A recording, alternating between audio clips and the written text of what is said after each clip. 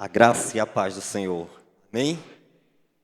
Que alegria estarmos juntos, em dando mais um início, uma sequência à nossa série de mensagens. Viva o extraordinário.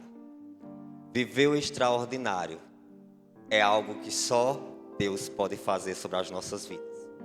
Extraordinário é um atributo que só o nosso Deus pode fazer.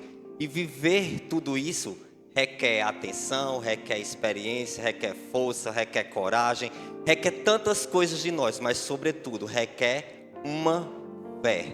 E uma fé fundamentada na presença do nosso Deus. Aí há um texto que diz o seguinte, em Josué, capítulo 1, no versículo 6. Seja forte e corajoso. Esse texto reflete o momento em que Moisés estava liderando aquele povo, estava conduzindo aquele povo de Israel junto à promessa que Deus havia determinado, que eles chegariam a um lugar que ele havia prometido. Mas Moisés morreu. Moisés cumpriu a missão dele e chegou o momento de Josué. E eu tenho certeza que Josué tremeu na base, Josué teve medo, Josué disse, como eu vou liderar esse povo? Como eu vou conduzir esse povo? Como eu vi um líder tão maravilhoso, tão grandioso como Moisés, eu vou conseguir substituí-lo à altura? Aí Deus diz, ei Josué, seja forte e corajoso. Aí eu gosto desse texto, porque Deus me fez lembrar um certo momento da minha vida. Eu nunca sentei na parte de trás da sala de aula. Não porque eu não gostasse ou porque a turma do fundão, como o pessoal diz, é barulhento. Não, é porque eu era míope e não enxergava. Mas eu gostava de sentar no meio, porque primeiro também era muito em cima e no meio dava aquela participação de você ver e vislumbrar o que a matéria estava sendo escorrida. Mas ao mesmo tempo, eu nunca fui aquele aluno que comentava em sala de aula. Eu entrava mudo e saía em silêncio. Nunca gostei dessa participação efetiva. O professor falar e eu ir lá e discorrer. O professor perguntar e eu ir lá e responder. Não, eu sempre costumava tentar entender o que estava sendo transmitido. O que eu não entendia eu anotava em um papel. Posteriormente eu perguntava ou senão eu me matava de estudar para tentar entender. Mas eu não gostava dessa participação. Primeiro eu tinha vergonha dessa participação. De estar lá levantando a mão, estou com dúvida. Eu tenho isso, eu tenho aquilo. Ou seja, mas eu tinha medo, não era só por conta disso. Há um tempo eu venho descobrindo. Eu tinha medo da comunicação. Eu tinha medo desse falar. Eu tinha medo desse verbalizar. Eu tinha medo dessa comunicação expressa. A escrita era maravilhosa. Mas chega um tempo que nós temos o momento que nós temos que falar. Chega um momento que, é o tempo de abrir as nossas bocas para falar. Não tem como você apenas se comunicar com um papel, apenas com uma escrita.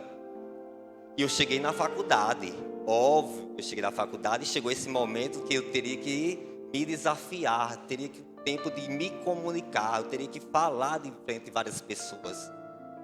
E quando os nossos grupos eram divididos, eu fiquei justamente, acho que pela familiaridade, os idênticos ou as semelhanças ficam próximas. Todo o meu grupo não gostava de participar na sala de aula.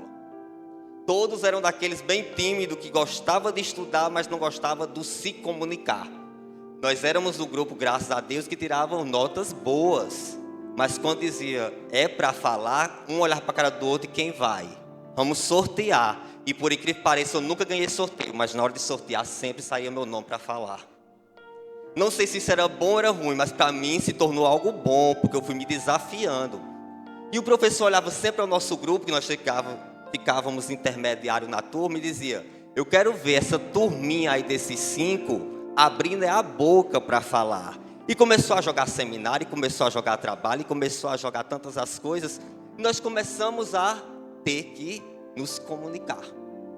O tempo passou, óbvio que tive vários desafios.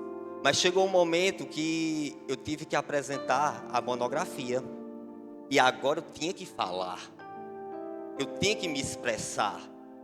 Os 5 anos deu para aprender um pouco, deu para desenrolar a linguagem, mas agora a minha banca estava toda preparada, toda determinada. Quando chegou no momento, mudou-se os professores e ficou só a minha orientadora.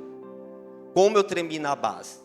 Porque eu estava preparado para aquelas 3 pessoas que eu iria apresentar. Corri para a minha casa e eu nunca esqueci desse texto. Era uma voz bem forte dentro de mim.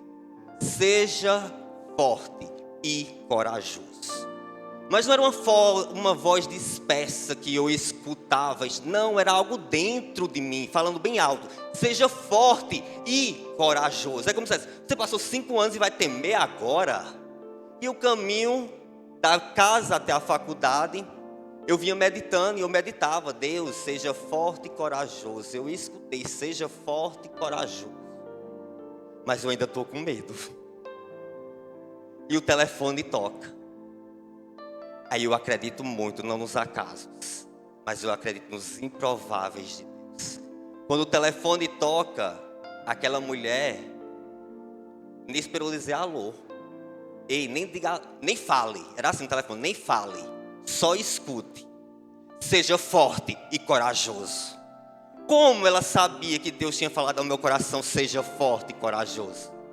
Isso são os improváveis de Deus. Então nessa noite eu quero começar a ministração dizendo a você: seja forte e corajoso, porque eu, o Senhor, estou com você.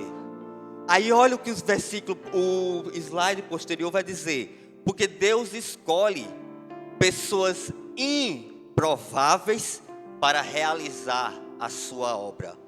Quantos de nós achamos que Deus irá fazer apenas para aquelas pessoas que já estão preparadas ou já estão perfeitas? Não, não. Deus escolhe pessoas improváveis, pessoas imperfeitas, mas pessoas com o coração voltados para Ele fazer como Ele quer e como Ele já tem como fazer sobre as nossas vidas. Aí o texto continua: Josué, seja forte e corajoso, porque Moisés já não está mais aqui. Aí vai aparecer uma imagem. E essa imagem é a imagem de Jericó. Como Jericó aparece agora no meio da mensagem? É porque Josué diz o seguinte: ei, eu não vou levar o povo sem antes saber como é Jericó. Então vai mandar 2 espiões para ir lá. Todos nós conhecemos esse texto. E quando os espiões chegam lá, aí é que eu gosto. É que as muralhas estavam levantadas, os muros eram largos. Diz arqueólogos que haviam casas construídas sobre esses muros. Cavalos andavam sobre esses muros. Será que a fortaleza não era grande? Mas era uma cidade pequena. Era uma cidade de 30 mil a 40 mil metros quadrados. Não era uma cidade grande, mas estava a 11 ou a 15 quilômetros aproximadamente de onde o povo de Israel estava acampado. Mas essas 2 pessoas vão lá para olhar como era Jericó. E quando chega lá, aí é onde o improvável de Deus acontece, que você talvez ache: as muralhas irão cair. É as muralhas do desemprego, as muralhas que estão proibindo os meus sonhos de chegar até o final, as muralhas do casamento que está prestes a divorciar. Quantos de nós achamos que quando tratamos de muralhas é que as muralhas irão ruir, mas ruir na tudo aquilo que a gente espera que aconteça? Aí é quando eu quero que você entenda que a mensagem de hoje é improvável.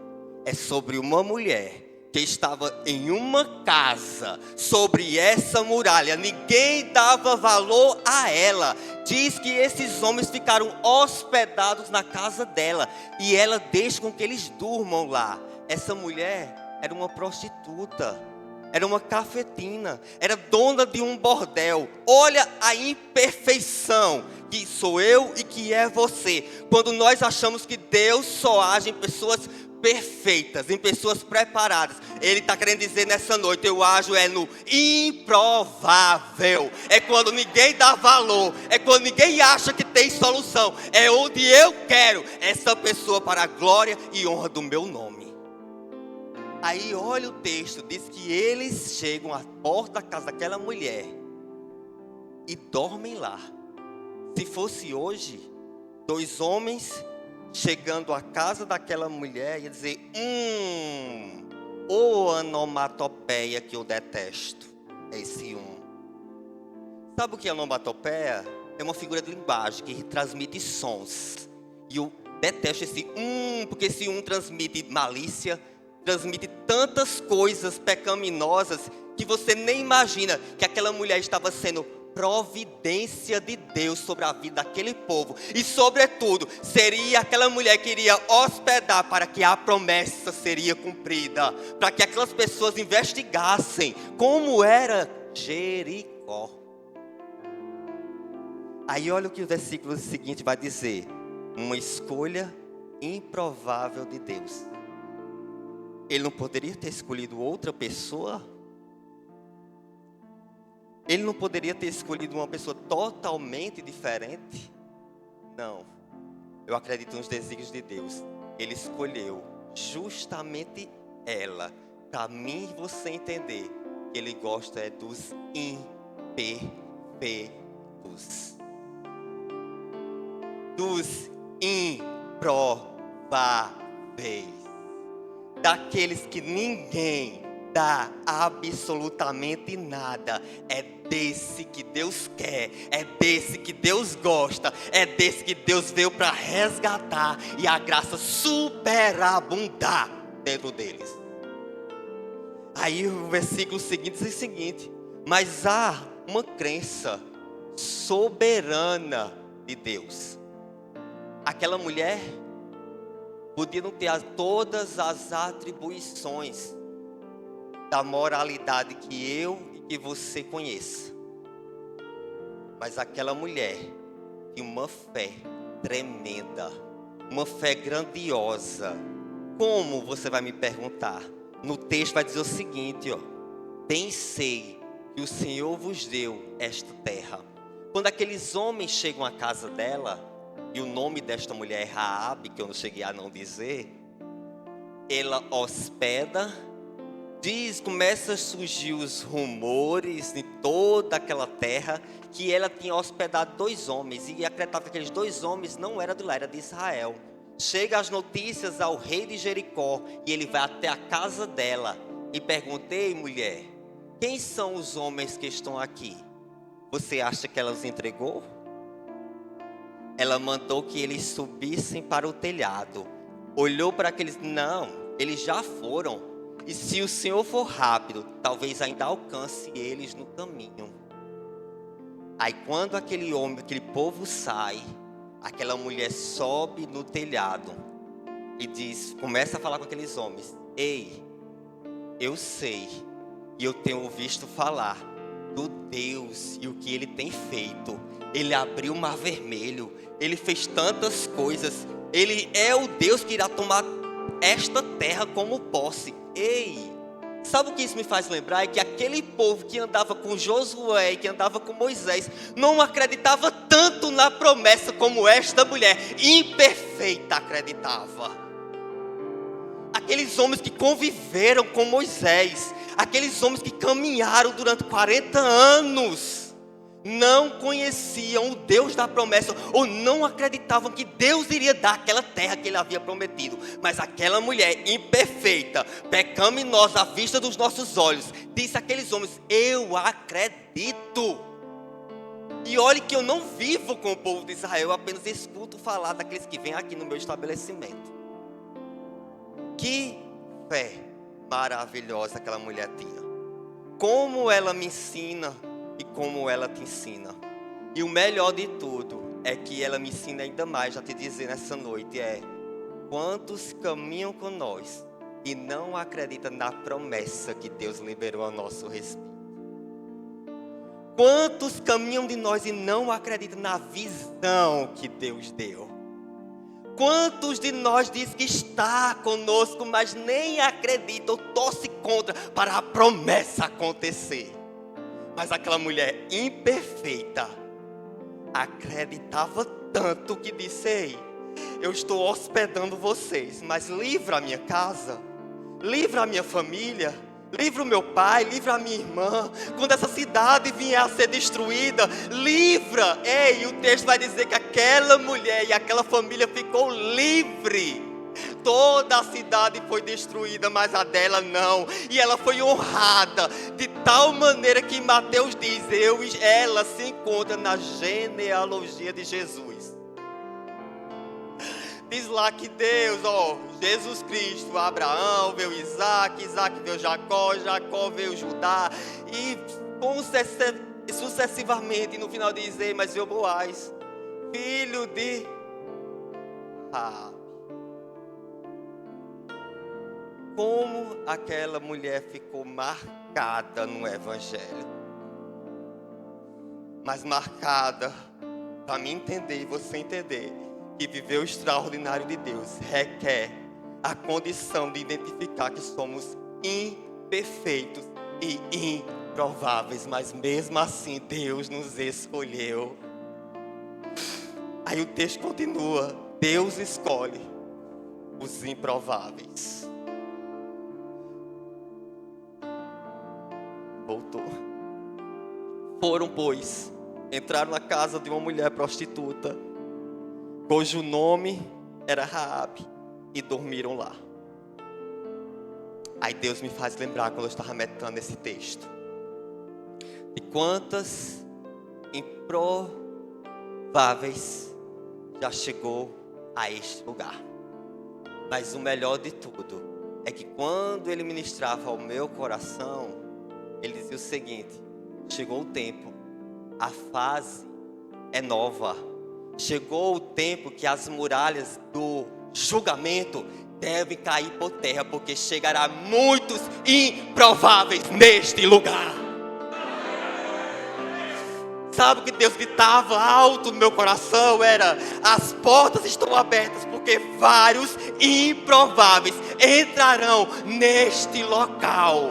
E se a sua mente ainda está sob julgamento do que essas pessoas viveram no passado, chegou o momento de Deus te dizer nessa noite: apaga, porque você não tem o perfil de julgar, porque o presente e o futuro sou eu que escrevo.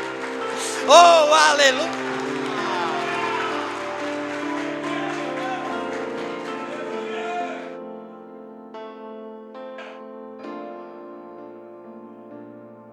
Aí eu estava lendo um determinado relato de um pastor que certa vez um irmão, se aconteceu aqui foi pura coincidência, chegou e disse: pastor, posso falar com o senhor? Ele disse: pode. Por que é que aquela irmã está cantando? Aí ele disse: continue. Porque eu conheço o passado dela. O pastor olhou para ele e fez só. Sabe o que significa? Cala a boca. Levou ele lá fora da igreja. Aí disse: vem aqui. Ele veio. Você está vendo agora? Ele: não estou vendo nada. Nós vamos fazer uma fila para entrar na igreja. Mas só vai entrar agora os perfeitos. Nenhum improvável vai entrar. Nenhum imperfeito vai entrar. Só os perfeitos.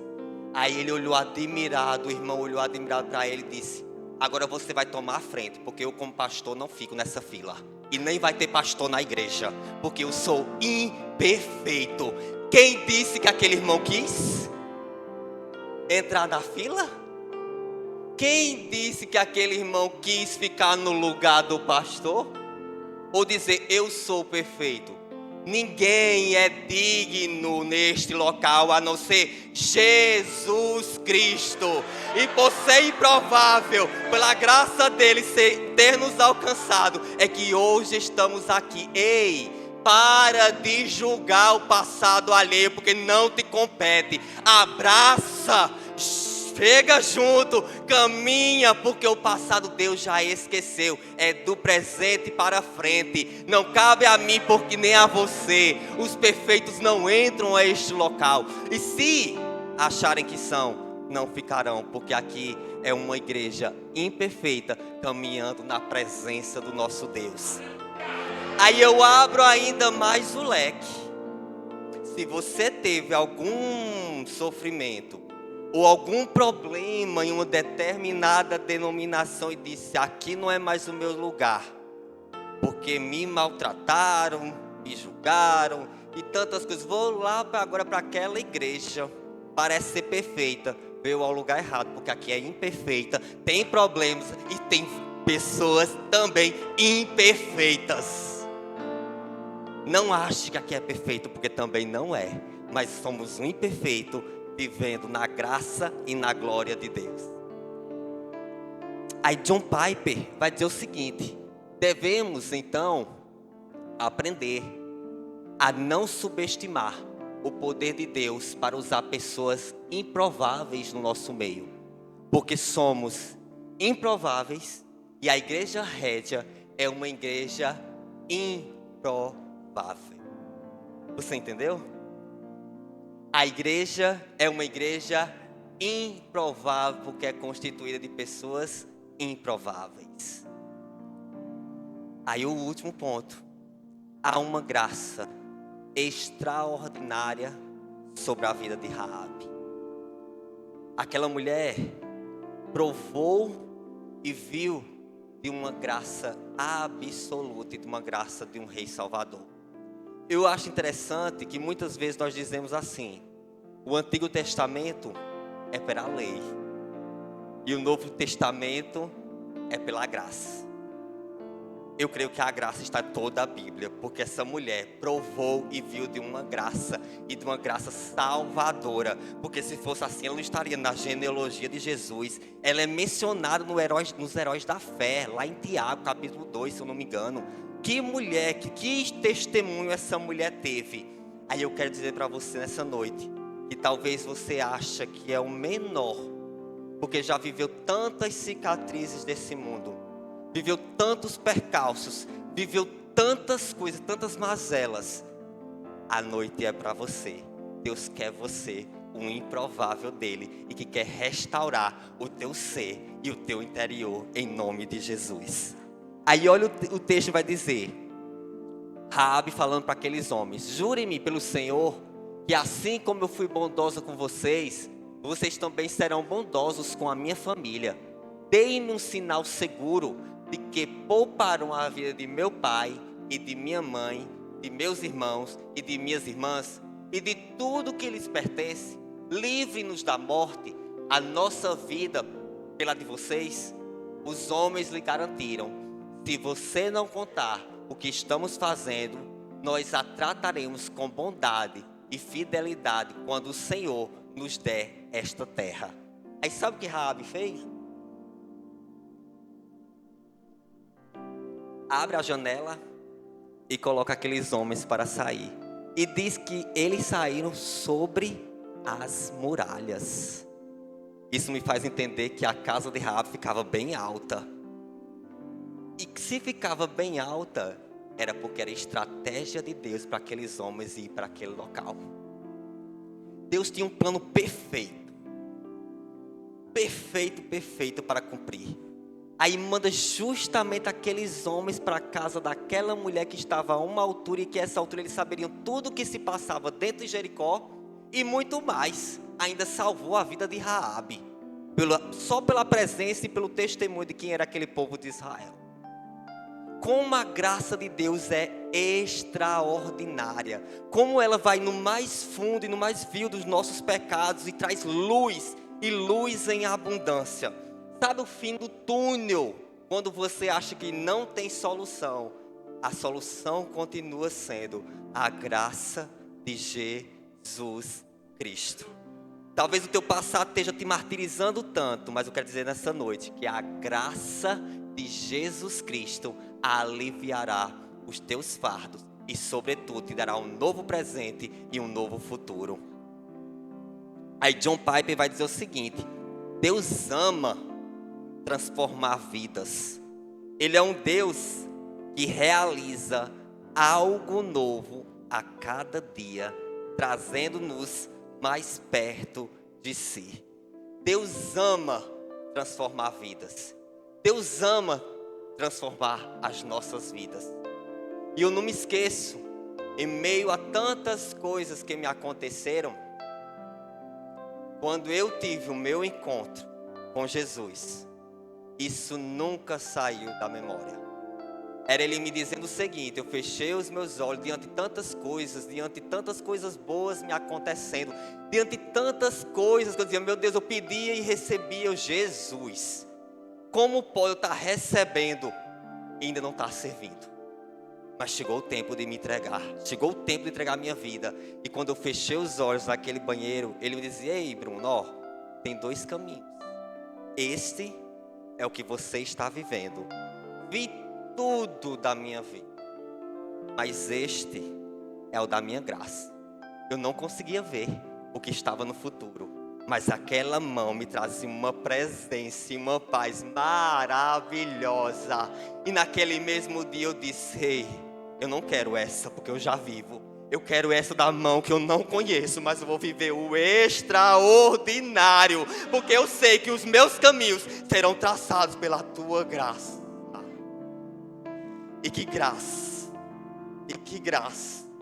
quando eu me recordo e vejo que eu não tinha condição nenhuma para falar para tantas pessoas, estar aqui é um improvável de Deus e uma graça extraordinária. A graça dele é extraordinária. Viver na presença dele é um viver extraordinário.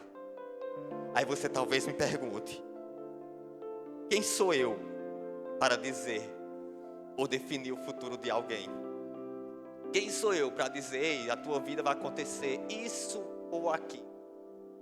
Não. Eu não posso te dizer que vai acontecer, mas eu posso te garantir que Ele estará com você em seu presente e em seu futuro. E sobretudo, se Ele transformou a vida daquela mulher que era tão imperfeita diante de uma sociedade, quantas transformações Ele já fez para tantas pessoas que aqui estão nesta noite. Quantas pessoas que eram improváveis da graça dele alcançar, e Ele disse: ei, é você, o meu improvável, que eu vou levantar e testemunhar como uma nuvem, para que todos conheçam que fui eu que fiz e que fiz sobre a sua vida. Aí o fim, eu termino dizendo: a história de Raabe é uma narrativa linda, de fé corajosa e surpreendentemente da graça de Deus. Agir de acordo com a nossa fé e a reconhecer que Deus pode usar até mesmo o mais improvável para realizar a sua obra.